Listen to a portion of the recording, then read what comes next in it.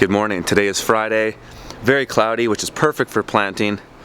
We've got a variety of things happening on the farm today. I'm going to announce the winner of this week's game of gnomes, and I'm going to answer some questions that I'm seeing in the comments. And we're doing lots of packing, we're gonna do some planting, some bed turning over. We've got a lot going on today. Here we go.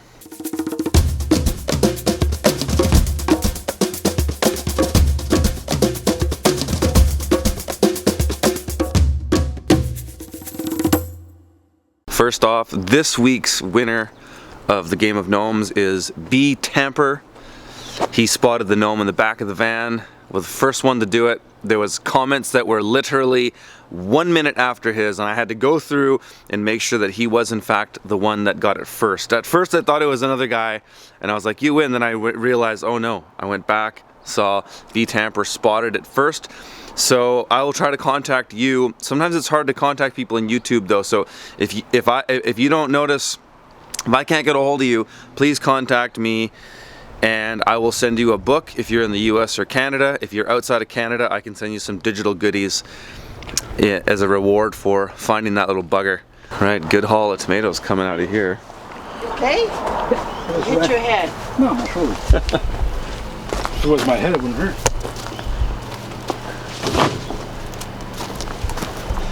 And then there's 3 more boxes at Lawrence we got to get too, isn't there? 3 and a bit, yeah. Okay, holy crap. Lots of tomatoes.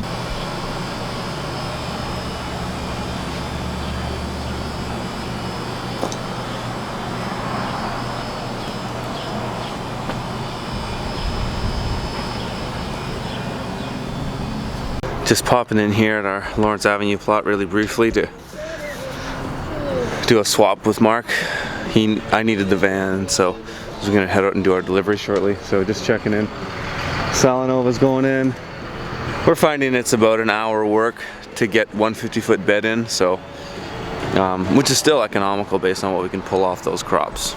Okay, so we're just packing up for deliveries. Dan's here. Dan's gonna do some deliveries for us this week. I just want to show you guys the difference between some restaurant orders. This is one restaurant order. The whole truck is one restaurant order, and so that's great. But this is also another restaurant order. Small, but a diverse order. You know, we got a couple tomato varieties in there, some cherries, some slicers, some shoots, some spinach, and cilantro. So we're just about to load up and get all of our deliveries done for the day. All right, well, Dan's off for delivery, and now I'm going to just assemble the rest of these orders, and I'm going to show you some tomatoes. Okay, well, the last thing I have to do for the rest of my orders for this week or for Friday is to just pack up my tomatoes. So most of them are allocated. I just need to weigh and kind of separate some for some of the specific orders. And I'm going to make a video about what tomatoes varieties I do, so you guys can expect that coming out this Sunday. I'm going to film it today, and it'll come out after this video, so that'll be something on Sunday to look forward to. Well, our day is done. All the deliveries, all the packing for market, everything's finished. I'm messing around with a new greens washing area. I'm not sure if I'll get it done today, but what we're going to do right now is mailbag. I'm going to answer some of your guys' questions. Curtis, about how many hours a week do you work on the farm? I'm wondering whether you make up the hours because you only work 3, I'm kind of paraphrasing, because you only work 3 of the seasons out of 4. Also, you've spoken about soil fertility. You haven't spoken about soil fertility that I've seen. I was wondering if you've experimented with cultivating indigenous microorganisms. First question, how many hours do you work a week? Okay, first I just want to say, don't count hours when you're starting a business. Don't count hours when you're starting a farm, because if you do, you will probably give up faster than if you don't, because it is a grind to start. Like any business, you need to be passionate and be willing to do what it takes to succeed. And if you're not doing those things, then you probably should just find a good job where you can work 40 hours a week, because it isn't for everybody to be an entrepreneur or a farmer, because there are times, especially in the start, where you're going to have to grind it out. You're going to have to put in 80 to 100 hours a week.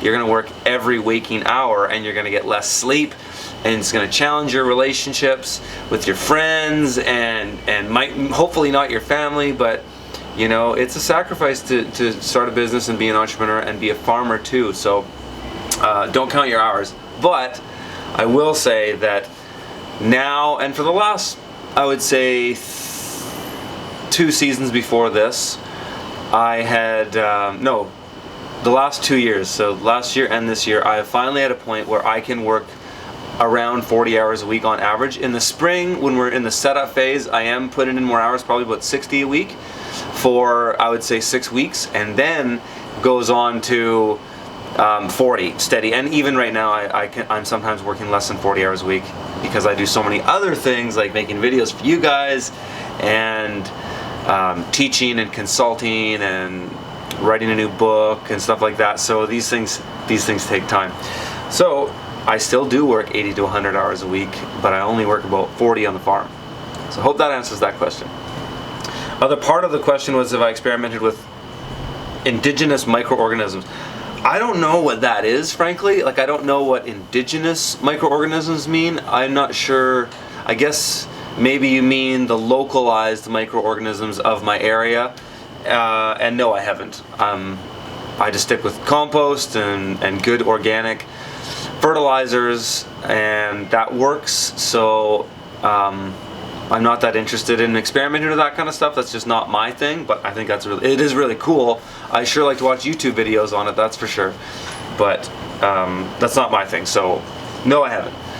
But I'd love to hear what you've been trying and see what kind of results you've been getting about that. So leave your comments below if that's the case.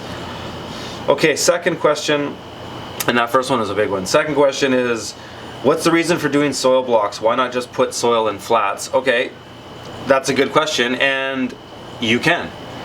You probably should. The reason I have done soil blocks for the last couple of years is because it takes up less real estate in the greenhouse, because I can get, with the mini blocks that I've done a video on before, I can get 400 in a 10 by 20 flat, and so that means I can just squeeze more in less space. So that's the main reason I did soil blocks, and I liked the fact that they were fast to transplant. Whereas plugs isn't so much the case, because you got to pop them out, but soil blocks take longer to make. So really just on my end, and there are many other reasons to do soil blocks, but the reason I do them was strictly for real estate, is that I could get 400 in a flat and they were a good plug. That's it. Having said that, we're doing some plugs right now because greenhouse real estate isn't an issue for me anymore. Okay, so third question is, why not use the harvester on the carrot tops? And this question was asked a lot, so I feel like I should just answer it in the video. I did answer it, I think, twice in the comments, and I don't want to keep typing the same thing over and over again. So the reason I don't use it for carrot tops is just because they get tangled in the brushes. This will happen too if you take the greens harvester and you go through a bed that's, say, like arugula going to seed or mustard going to seed. The long stems just wrap around the axle where the brushes are spinning, and it just jams up and it doesn't work. So that's why I don't use it on the carrot tops. If it did work, you can bet that I would use it, because there's no doubt that it would make it faster. But yeah, haven't done that one. How many people, fourth question, how many people work at Green City Acres? Full time, there's only 2, myself and Mark. You see me, obviously, and Mark in the videos a lot. But you've also seen Roger and Alen in the videos, so they're our neighbors. They're a couple awesome urban homesteaders that just live 2 blocks from my house and 1 block, not even a block, from the other farm site that we're often at, without the one without a house. And so they manage all of our tomatoes. So they do the pruning, the planting, the harvesting, even the pulling out of the tomatoes at the end of the season.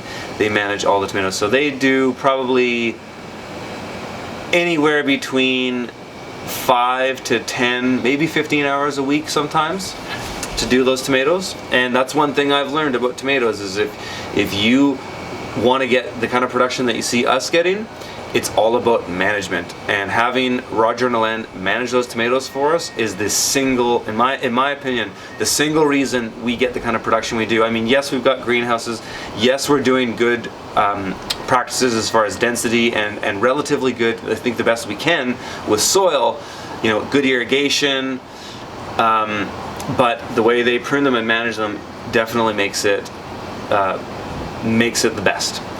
So there's that for Roger, Len, myself, and Mark, and then I also have Christian, who comes and helps pack for a couple hours, 2 to 4 hours a week, and Dan, who is also now doing some deliveries for us for the same kind of time, so not a lot of time. So there's kind of 6 people in and around Green City Acres, but mainly the 2. So I hope that answers all you guys' questions. I think I'll just get into a routine of doing this, maybe 1 video a week. I'll save it for the vlog that comes out Saturday. Just answer questions and keep throwing them at me. Okay guys, thanks for watching.